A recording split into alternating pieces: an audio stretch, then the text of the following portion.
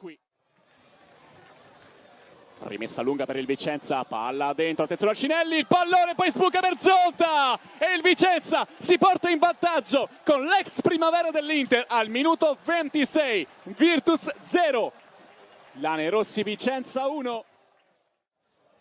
Odogwu prova a puntare la linea avversaria, entra in area di rigore, palla dentro per Magrassi, incredibile, Virtus Verona 1-1 con Magrassi, quarto gol consecutivo per l'ex cavese che vive il miglior momento della sua carriera. Che svista del Vicenza al 30° minuto di gioco.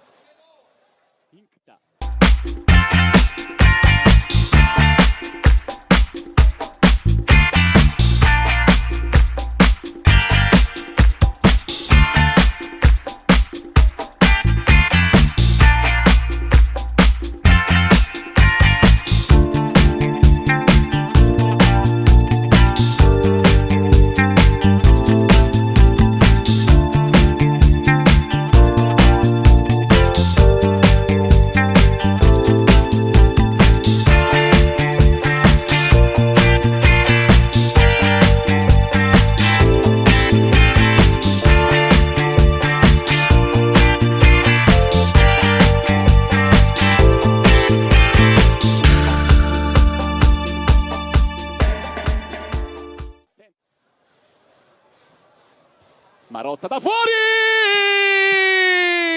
Clamoroso! Il gol di Marotta dai 30 metri! È il suo momento! È il suo gol! Quello che porta in vantaggio al Vicenza. All'ora di gioco Virtus Verona 1, Vicenza 2.